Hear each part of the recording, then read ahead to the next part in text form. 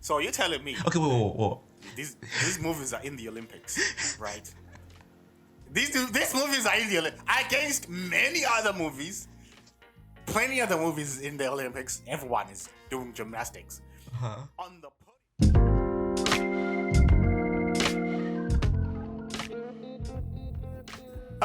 ladies and gentlemen, welcome to the Chilli Penguin podcast. I am Diane House, and as always with me.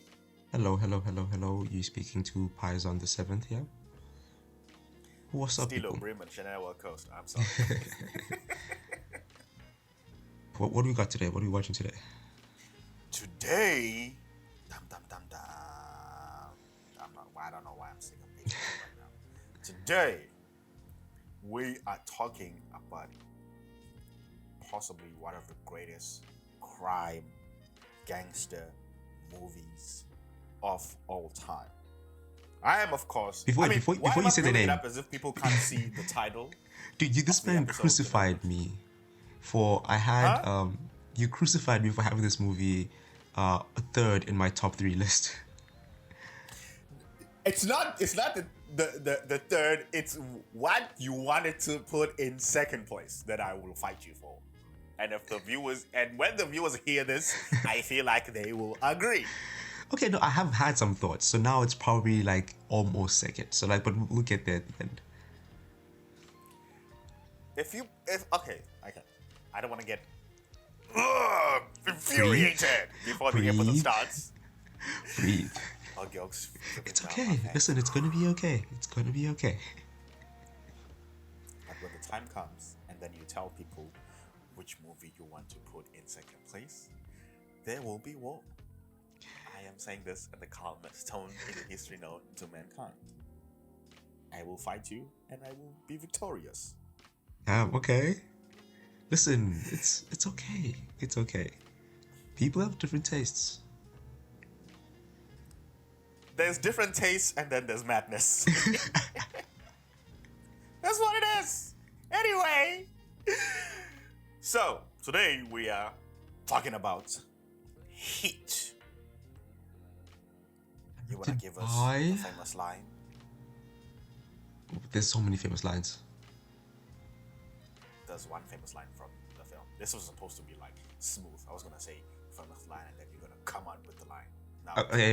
Wait. Say it again. I'm ready. Doop. Scene 1, take 2. You wanna give us a famous line? I'm not cutting this, by the way. Of course you're not gonna cut this. Now it's gonna have to take 3. Doop. Take 3. It's a sentence, not a line. Red leather, yellow leather. Red leather, yellow leather. Okay. Doot. Take 4. You wanna give us a famous line? Don't let yourself get attached to anything that you're not willing to work out on in 30 seconds flat if you feel like the heat is around the corner. Ooh. Oof. Yeah. That's a strong line right there. What's the other one again? I heard Patrice O'Neal referenced that line while talking about relationships, and I was like, damn, this man is gangster. Damn. Okay. Anyway. Yes. He took it there. I'm taking it further, I promise. Something you don't want to do. Ooh. Anyway. Heat is a crime thriller film written and directed by Michael Mann. It was released in 1995.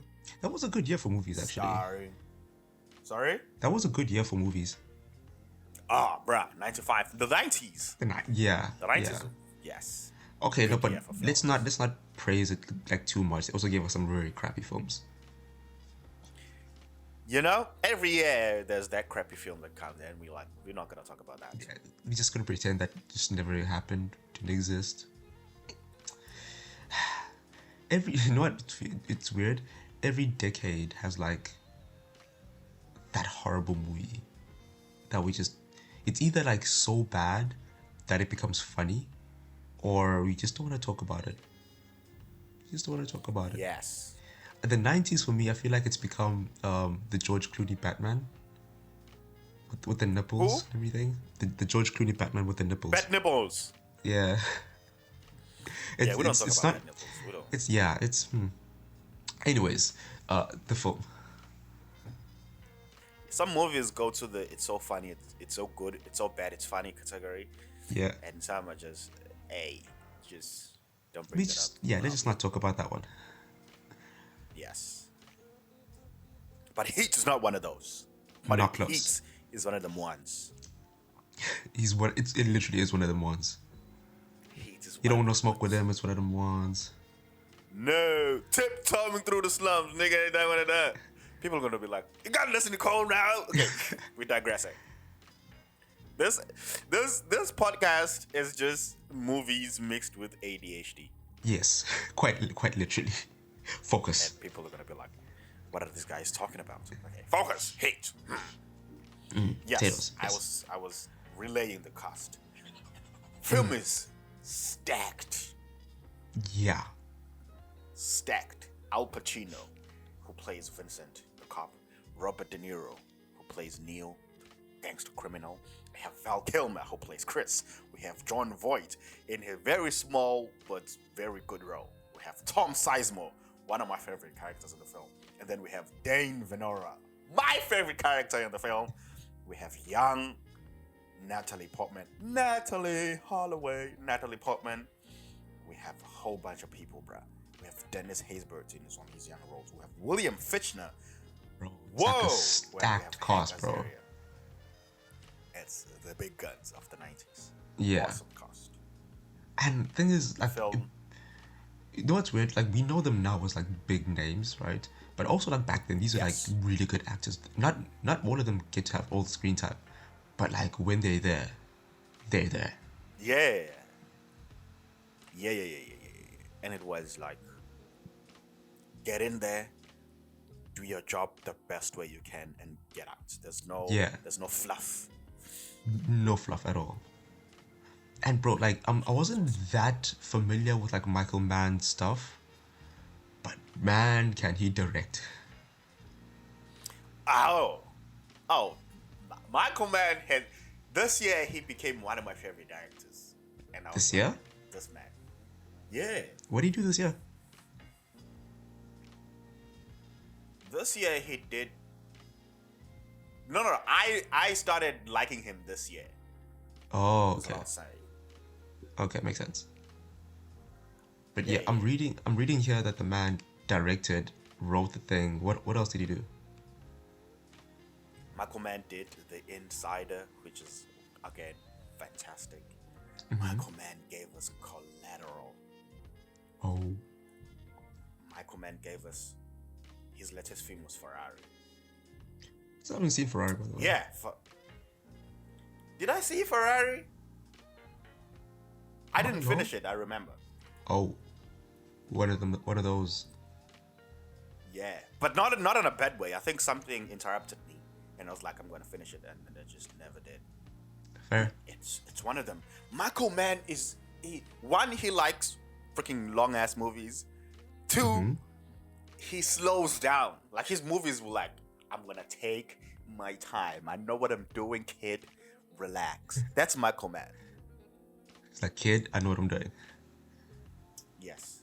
Don't come in here with your lack of what do you call them? Short attention span. Coming up in here wanting action every 2 goddamn minutes. No, relax.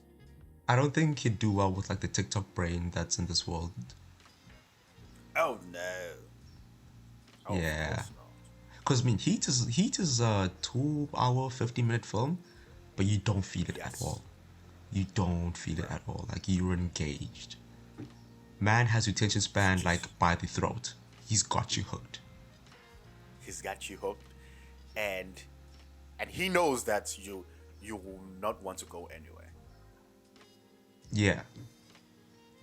Yeah. No, but dude. I think like, also comparing Yeah.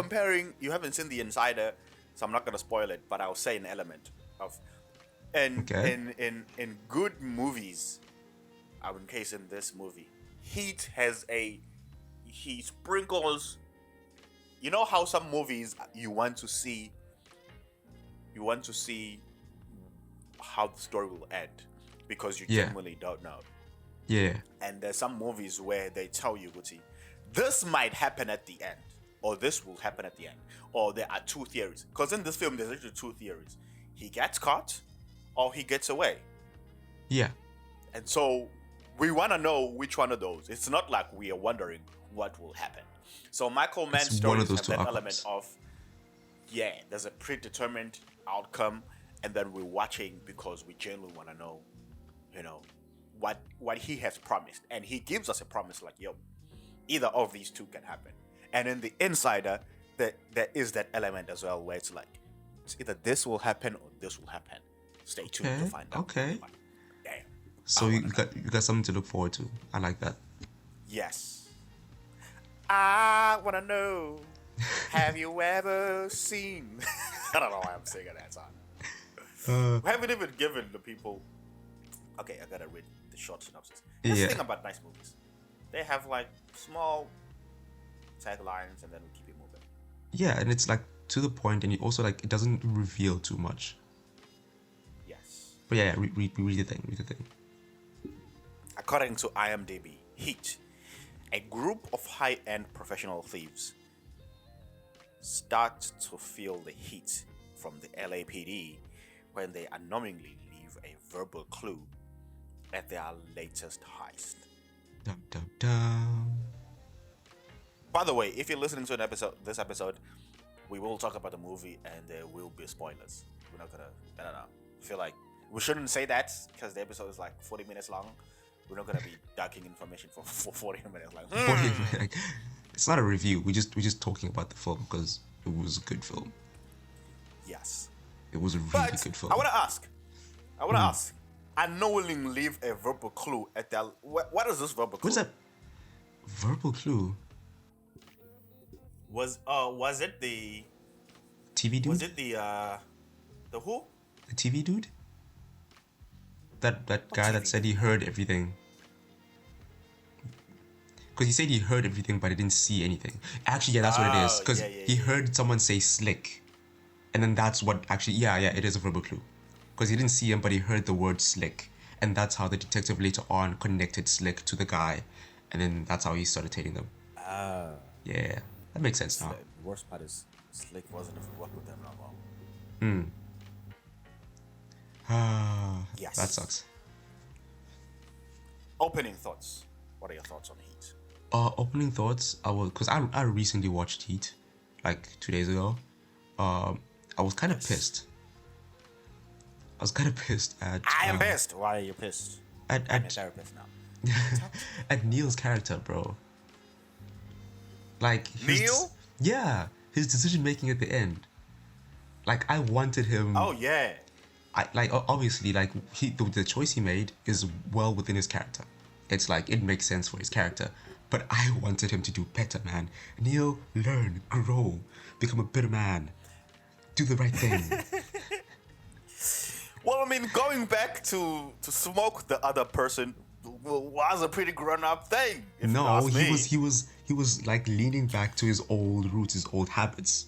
Like trying to like make sure that he ticked off all the boxes. He could have just like released, like took a breath, had inner peace, and then just moved on. What's wrong with that? What's wrong with that?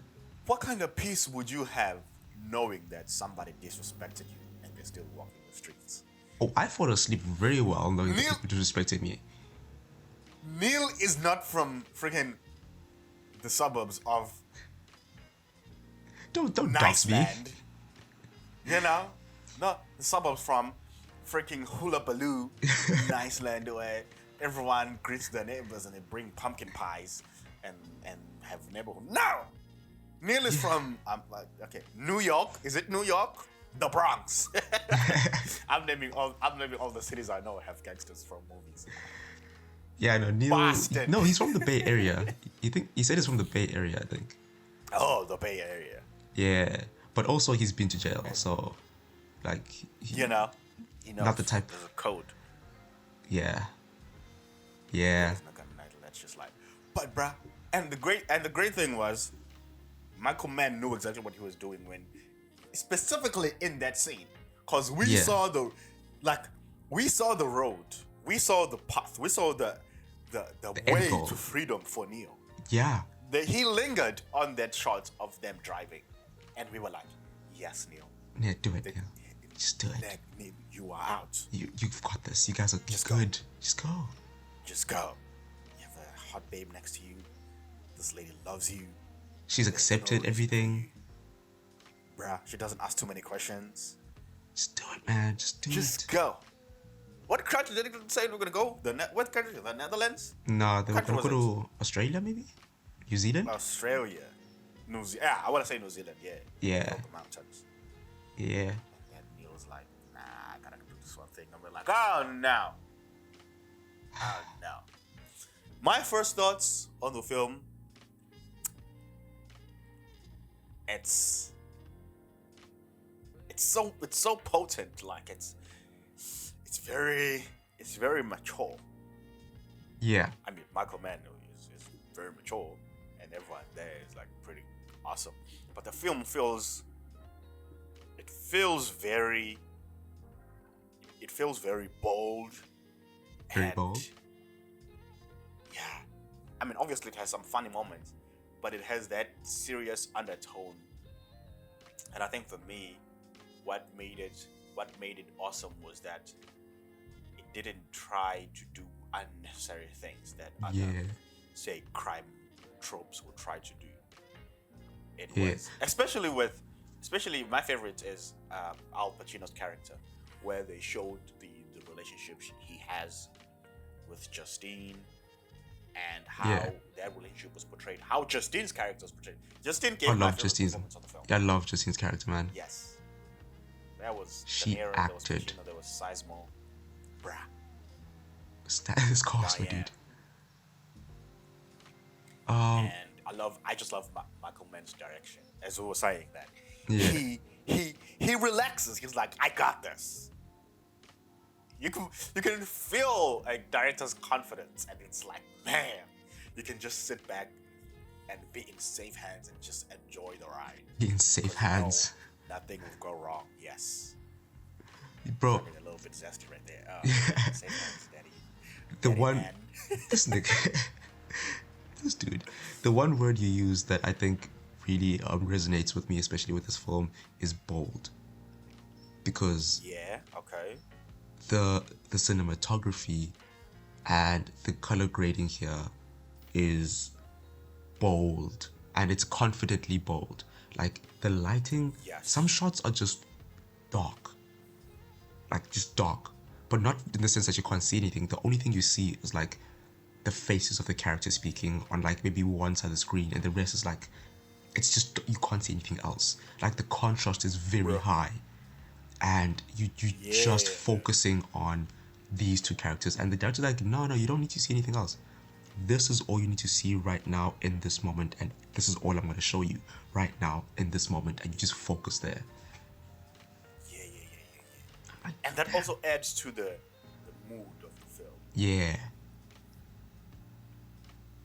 That was a really good choice. That was a really good choice. One of my favorite, if you remember the opening scene, like the opening sequence, it's so simple because we get, bruh, this is the thing about Michael Mann. He understands that his audiences will figure things out. The opening scene is just shots of the city, we get the train, and we're like, what's going on? We see the hospital, we see ambulances, we see DeNiro walking. It was like, immediately we're like, there's no way this guy walks in the hospital. Yeah. We're like, what is he doing here? Why are you here? The ambulance, and we're like, okay. We see them talking to the truck. We're like, oh, okay. But it's so laid back. There's no rush. There's no Michael Mann he doesn't get scared that, oh, I must tell people because they won't figure it out. No, Michael Mann is like, they will. Like, you don't start like exactly like, guns blazing, everything, like the action's high pass. No, just he's walking in the hospital, making his way through. And then us, the audience, like, okay, something's about to get down, something's happening. And he's not teasing us. He's literally giving a scenario and letting us experience it and make up our own answers based on what we're seeing. Yeah. And then those answers and then he gives us payoffs for Yeah. those answers. Yeah. Because we Yeah. make theories in our brains, Mhm. and then like we think this is what's happening, and Michael Mann is like, it's either you're right or you're wrong, and if you're wrong, this is the correct answer. We're like, oh yeah, and if we're right, it's like, oh woohoo. And what I like about it is that he doesn't do that all the time, actually. Like, obviously, for like the main plot stuff, he'll do that. But there's like a lot of, because it's 2 hour and 90 and 50-minute films. There are some like other parts to like the side plot where he just won't give us the answers, and it's like, you figure that out.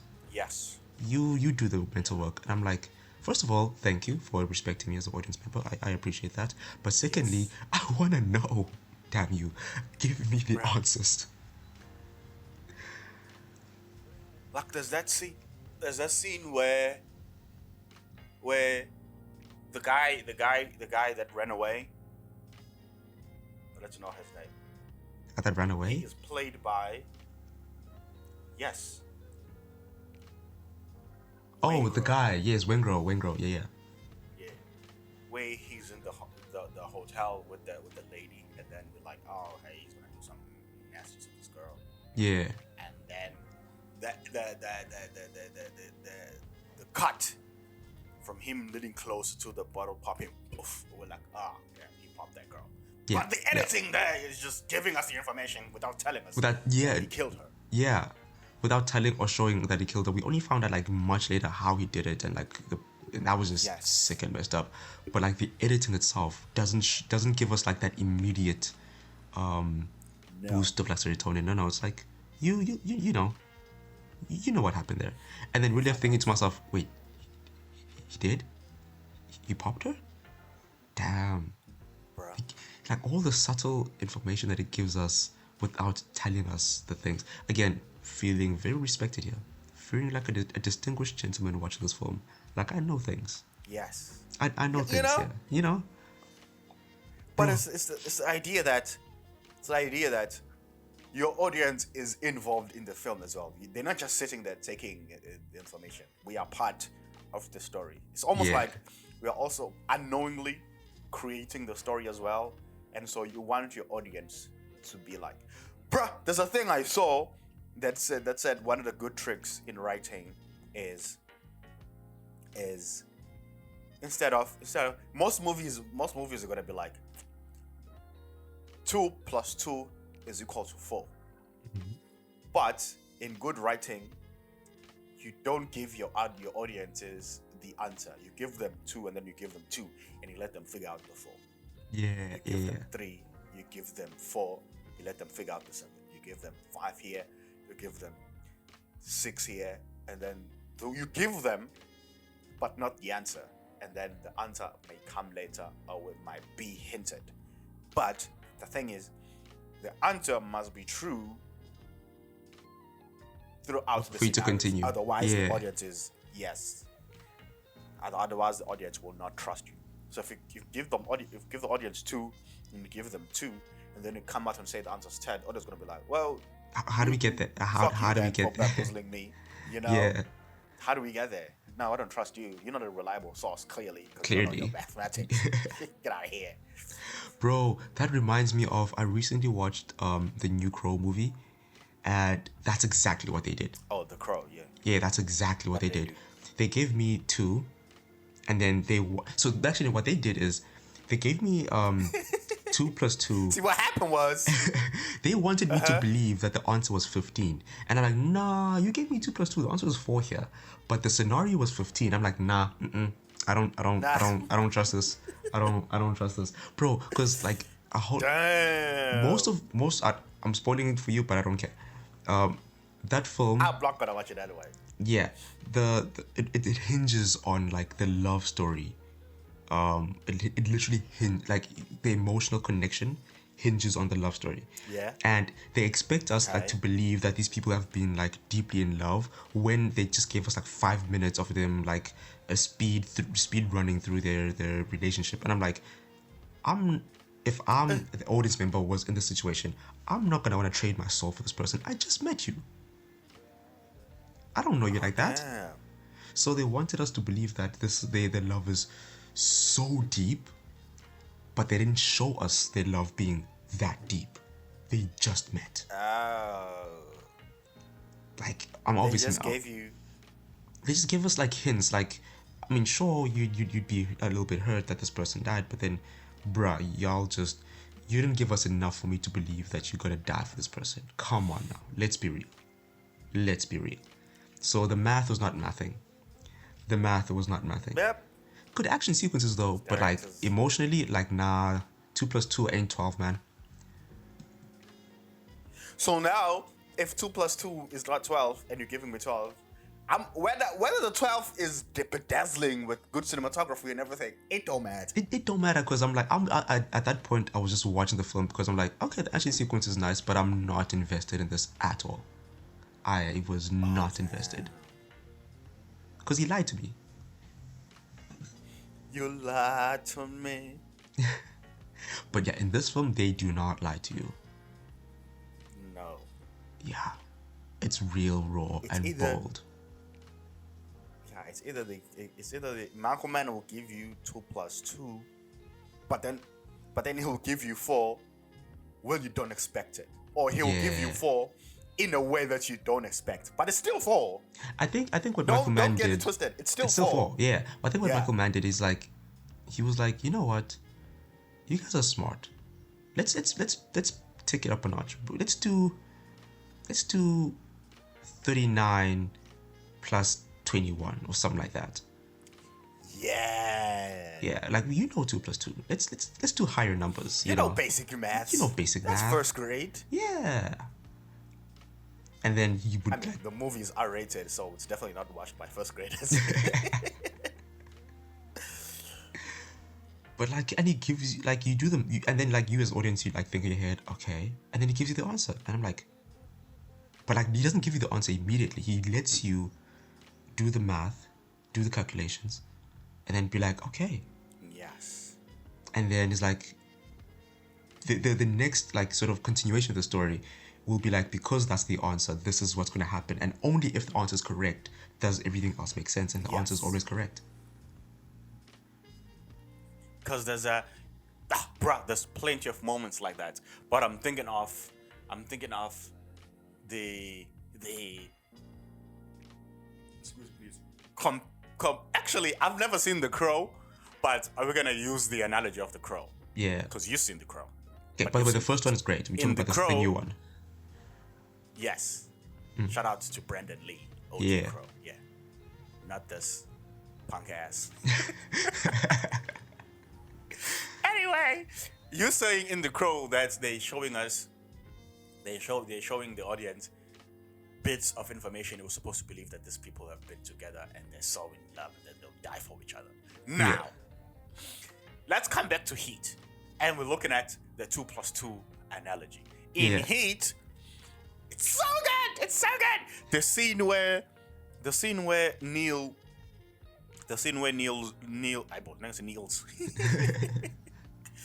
The scene where Neil meets. Try saying that 10 times in a row. The scene where Neil's meets. Sorry. The scene where Neil's. My God. She meets the girl, the lady. Yeah. The one played by Ashley, I think. Yes. Ashley. No, Ashley is Val Kilmer's wife. Oh, that's Val Kilmer's wife. Edie. Yes, Edie. Yeah. That Amy scene. Brennan. Okay. We know they're meeting for the first time. Yeah. Yes. Amy. Yes. We know they're meeting for the first time. Mm-hmm. Actually, I mean, even the cinematography of that scene is beautiful. It's subtle but beautiful because the camera's behind them, because it's still like there's no connection. Actually, sorry to disturb, but I guess like meeting for the first time from DeNiro's perspective, because she's seen him before. Yeah. But because of like Neil's personality and how he carries himself, he would have not paid attention. But then when she's like, "I've seen you at the shop before," he like, bro, Michael Mann takes a while. He stands on that scene, and we just see DeNiro's face just looking at her, and then he leans over and looks at her even more. Yeah. It's almost. He almost feels not disrespected yet, but like, what are you doing? What's going on right now? You know, when someone is not mad, but they just like, what are you doing? Yeah. What's What's going on? That's what he was. He was like, what's going on right now? Are you sure you want to do this? And then he's like, lady, what business is it of yours? What kind of books I read? Oh my God! Bro. For someone to say that to a beautiful lady like that, I mean, we're not promoting holistic tendencies out here, people. No. But we're just, speaking on DeNiro's character right here. Yeah, because he was just. And then, damn, he just said it. Yes. And then when De Niro realizes, oh, she's actually just a nice lady who's trying to start a conversation and trying to flirt. And then, because as you're saying, because it's De Niro's perspective, when Neil comes down, then the camera shifts to in front. Yeah. But what I love in the editing of the film is that, one, we've established that these people have never met each other, and the camera establishes that, oh, okay, now there's a connection. We don't stay there to learn about the conversation. Immediately we cut to the rooftop, right? Yeah. We're like, okay, the music there serves the scene. They talk about their lives, they talk about their past, they talk about who and what they are and what they want. And then bam, we cut to the De Niro leaving her sleeping, and then she has, I think, a watch or something. No. Yeah, but like, did you see how he wrapped the water in the glass and put it like next to her? Yeah, it's the water. I was like, okay, it's a subtle thing, but I'm like, huh, interesting. But yes, if from that sequence, it's clear that there is a connection between these people. Yeah, it's very clear. And you don't have to do much. Doesn't mean you have to give us 20 minutes of a love story for us to believe that there is a connection between these people. But to use other elements of filmmaking to just convey your message, because you know that I gotta come in here, establish this message, and get out. Because there's a whole lot of shit that I gotta tell these people. And for me, that's mastery of the medium right there. 100%. Like, one thing that this film doesn't do, and again, comparing it to The Crow, it doesn't make us, the audience, have to make leaps of like, okay, so this is the truth, we're just gonna jump over the truth and believe this. No, it gives us like what it is, and through the editing, it makes sense. Like, filmmaking techniques used here make sense in us believing and knowing the story. Also, I just want to comment on the craziness of comparing this movie to The Crow. There's so many other films in the genre, man. But we just went with The Crow. So much disrespect. Hey, so much disrespect. It was the first thing we that saw came to my Michael mind. Mann. It's just, huh? It was the first thing that came to my mind. You know, not gonna fight that. But we gotta talk about the iconic shootout scene, bro, outside the bank. I don't know why, or maybe it's like the editing or the way they did it. That felt violent. Yes. It felt brutally violent, bro. I'm like, it didn't feel fancy like an action film. Nah, it was not fancy at all. Bruh. It was gritty, dirty, and violent. And I don't know why, but I keep saying this. It felt so adult. Yeah. It wasn't like, hey, polished. I'm gonna compare this to. Sorry. It didn't feel polished at all. No. I'm gonna compare this to a scene from. Do you remember Takers? Takers? You probably don't remember Takers. That's an old heist movie as well. Yeah, with Chris Brown and Idris Elba and. With what? Sorry, what? T.I. Sorry, what? Yeah. Why are those two in a weird movie cast, together? I know. Huh? Why are those two in a movie together? Yep. Idris Elba, Michael Ealy. Wait, Paul Walker was in this? Boys. Yes. Was it Paul Walker? Paul Walker and Chris Brown. And T.I. Yeah, and T.I. What Tyler Perry the 2000s, collaboration is this? The 2000s, man. Okay. They also have a shootout there. But the shootout is so dramatized. Here in Heat, yo, bro, it's so brutal. You don't feel safe. you remember when he took the kids, and I'm like, oh, not the kid, man, no. Even when the detective was like caught up and like was aiming, I'm like, don't, no, what are you doing? Don't shoot. Hey, there's a kid don't there. shoot, bruh. And it's like, bro, I was like, yes, criminals in this situation would do that to protect themselves. True, but then this whole time we've been like on the side of the criminals, but this time we're like, wait, no, these are bad guys, but no. Yes. Like if things go wrong, they're still criminals. Yes, they're kind of cool, but no. Bro, I was scared in that scene. And the sound design was amazing. The Bro, gunshots. Bro, I feel like the score in general was just good. Very 90s, but like on theme. Kept you engaged. Bro, 90s, I love 90s movies. Do you know this? Yeah. I just love 90s movies. They have this element of immersiveness and coolness with them that is just like beautiful. I remember we were talking about this, about how not everything is clear. Yeah. The picture is noisy and dirty sometimes and gritty, and it's filled with things, but we don't see all the details. Yeah. There is detail, but we don't see all the detail. And it's also it's like a choice too. Like you don't need to see all of the detail. Yes. Actually, speaking of detail, one of my grievances I had with the new Deadpool and Wolverine was Oh, I've got many grievances with that film. and But the continue. details of the film. Yeah. Yes. The film succeeded in a lot of areas, Uh-huh. but I was not happy with the colors of that film. Not at all, bruh. Like the colors and the cinematography of the film, because part of the detail and the composition of the scene lies in the cinematography and the directing, one may argue. Yeah. But like, we don't have to see everything in the frame, bro. We don't have to see. No, can I tell you something? Like, okay, before I say this, I love the film, love Deadpool Wolverine, love it. Gave us the fans what we needed, but I agree with you, and I really agree with you on that point that we did, like, the cinematography actually did more than it needed to be, because they showed us everything, so much so that they also showed us, especially in that fight scene at the end with Wolverine and all those Deadpools, I could literally see that there was no connection, that they were just like pretending to get hit and like diving. I could see that clear as day. What do you mean, no connection? Like there were like this scenes where like Wolverine is swinging with the claws out, but you can literally see a gap between the claws and the guy's chest. You can see a gap, and the guy just flings and dives. And I'm like, bro, how am I supposed to be immersed? How am I supposed to believe this?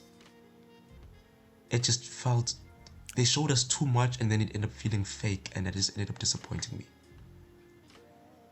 Yes, I feel like the story worked. Yeah. The jokes worked. The characters worked. Also, but the cameo how the film porn looks that. So many cameos. But the way the film looks. Yeah. But the nice thing about the cameos were sort of adding to the story. Yeah.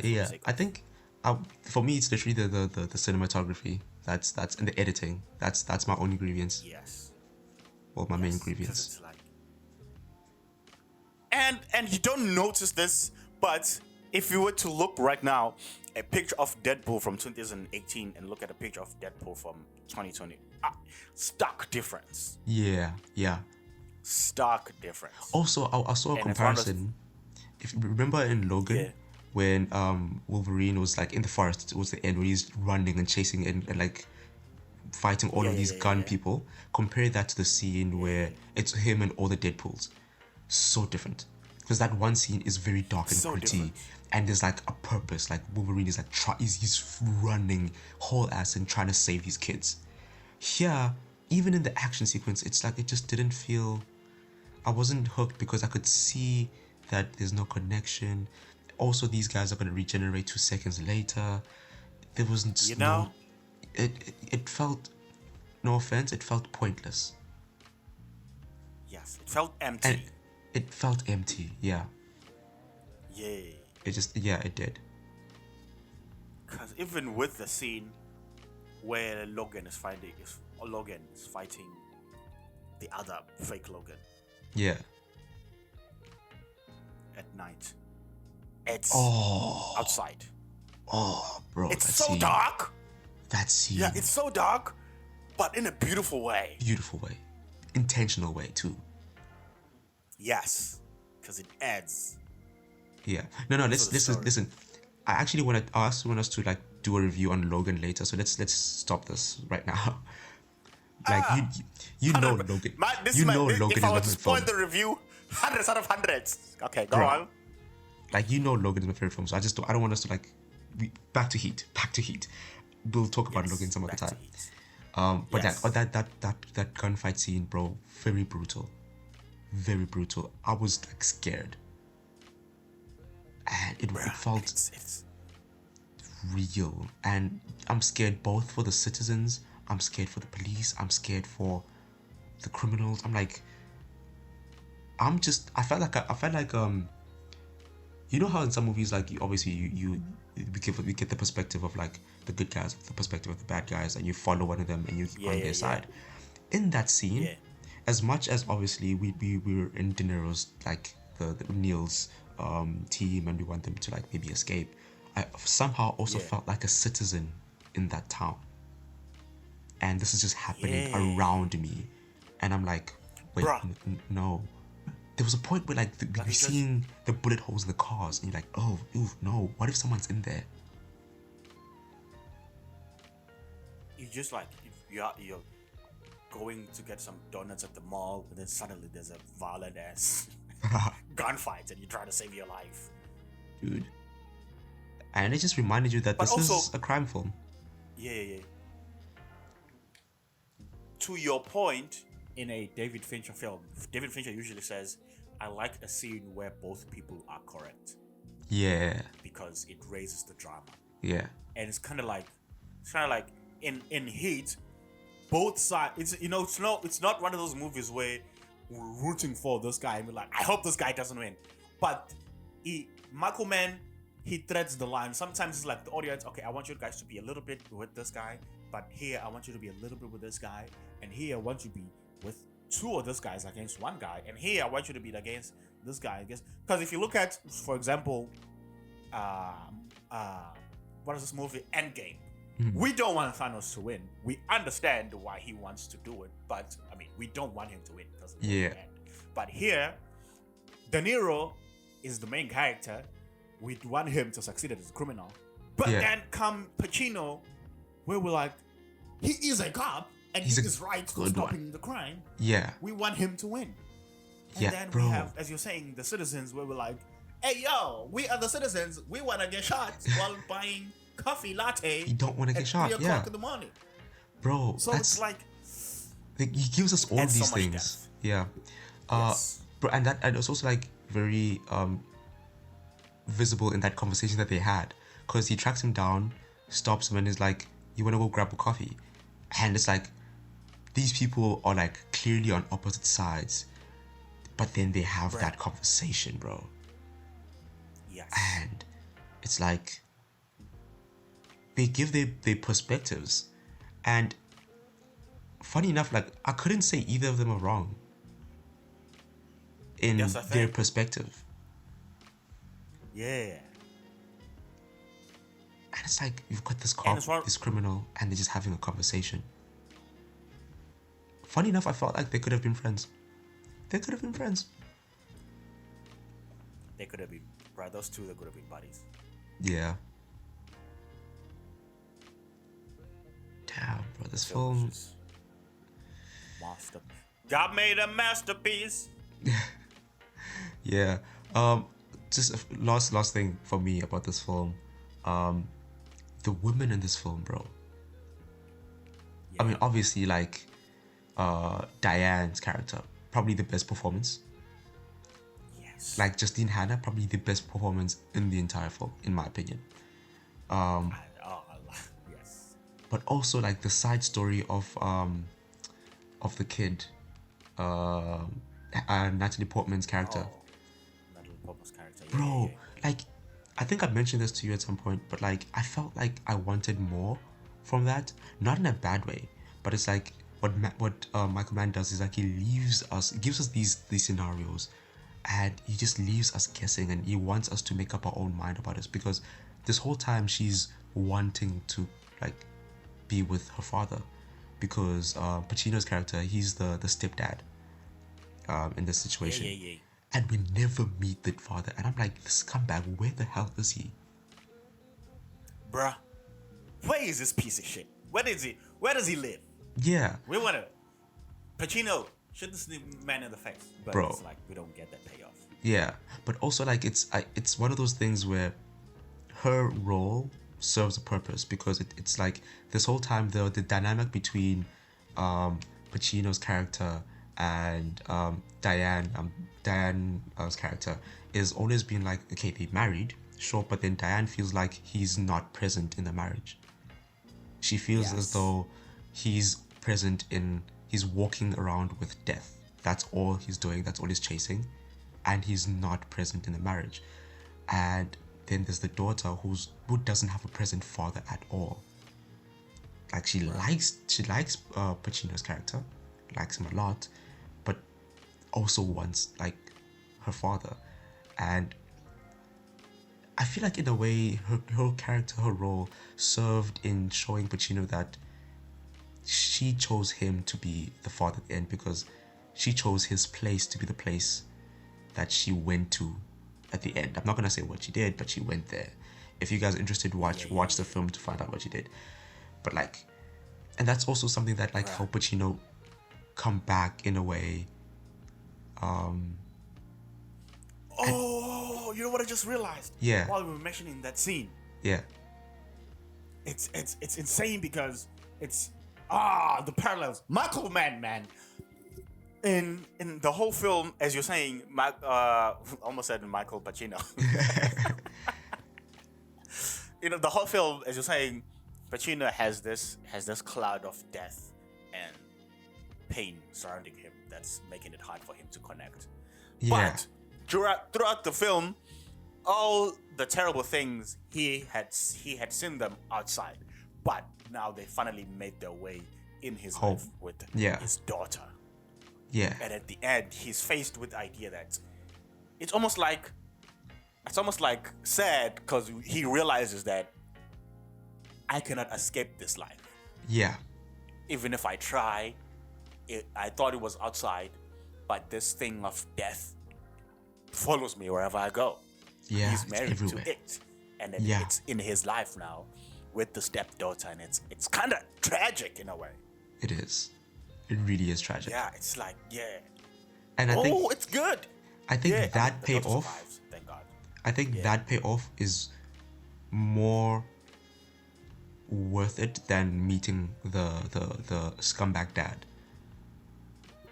Okay, yeah. So I think it's like that's why he gave us that versus Pacino finding the person and beating the shit out of him, because it's like, well, what did you learn from that? Did you grow, or did you just beat the shit out of him? Yeah. It's like instant gratification versus like long-lasting change and realization. Yes. And also, it would have been weak because the stepdad has nothing on Pacino's life. Nothing at all. There's no direct. It's third party. If it was stepdad, it was connected with the daughter. But if it happens to the daughter, then it's connected to him. Yeah. So Michael Mann is like, okay, instead of giving people a weak payoff, let's get rid of that. I'd rather give them something hard hitting. Yeah. All right, man. Which again, adults. True. We're running out of time, so give us some final thoughts. Final thought. Yes. Final thoughts is me wanting the community to be mad at you for where you put the film in your ranks. Okay. People, Okay. listen to. I'm gonna say, because I have no grievances with me. I think this movie, in terms of heist movies, easily my all-time favorite heist gangster film. In terms of crime movies, it's probably in the top 5 because I have The Departed. Departed. I have. Oh my God! It's The Departed. I have Goodfellas there. Yeah. I love Goodfellas. But in terms of heist, easily my favorites. Michael Mann, I love his directing. Okay. So speaking strictly of heist movies, right? Yes. So I grew up on the Ocean's 11 films. So for me, that's number one. Like those films have like a very special place in me. So those are number one, the Ocean's 11 movies. So that's where I stand, right? And then Okay. number two, it was either going to be Heat, right? Or, what was the other film?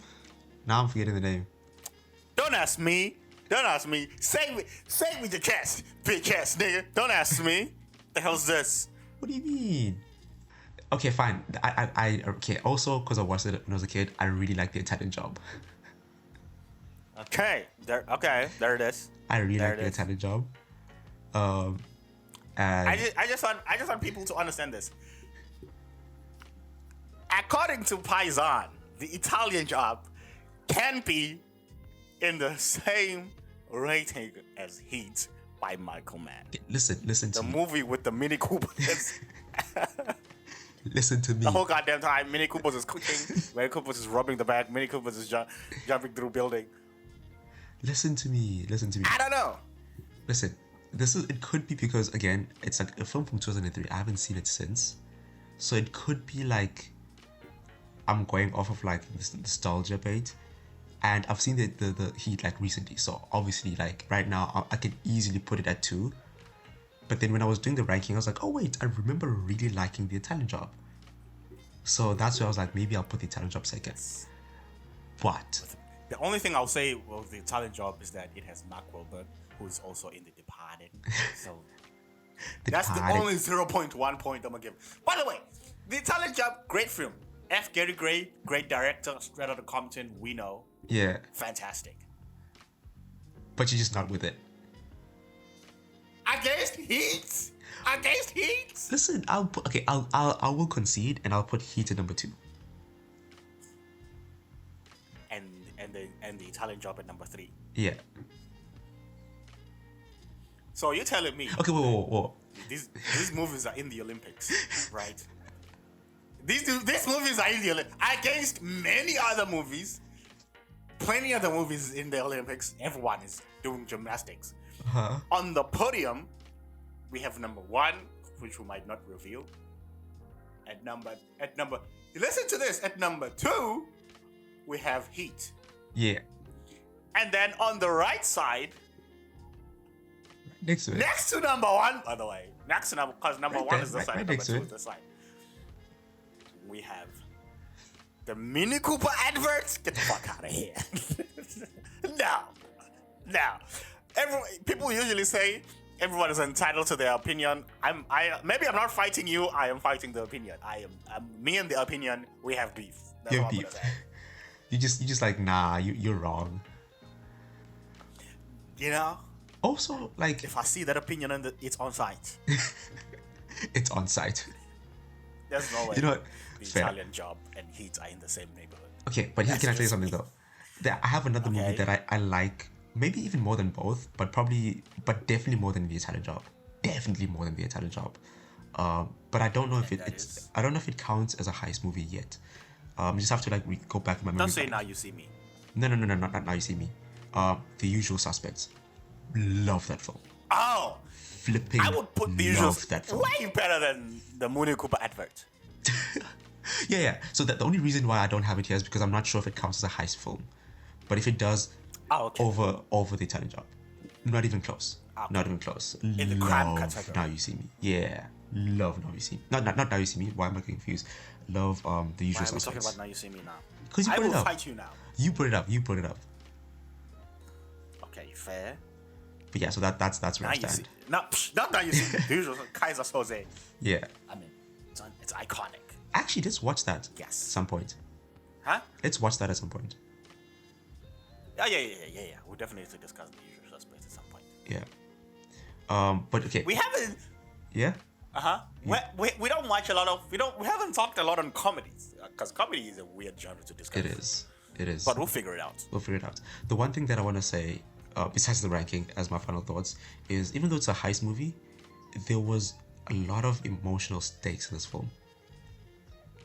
Yes. And it kept you emotionally invested in the characters. And even if it's like side characters that don't have as much screen time, you're still emotionally invested, and there's still an emotional payoff to all these characters. And I think that is very important, and I really appreciated that.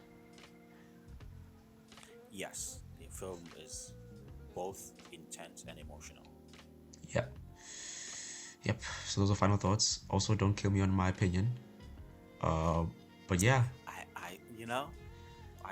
We shall wait for the people to agree with me. Fine. Anyway, we shall say goodbye to the folks now. All right, people. It's been good. See you on the next one. See you on the next one. And don't forget to drink water and have a little bit of ice. Touch some grass. So, yes. All right. Bye. Visit the North Pole if you can. What? No, don't do that. A little bit of, a little trip to the North Pole maybe on the weekend, just to say hi to penguins. Are there penguins in the North Pole? Probably. I don't know. There's bears. Yes. There is. All right, people. Cheers. Peace.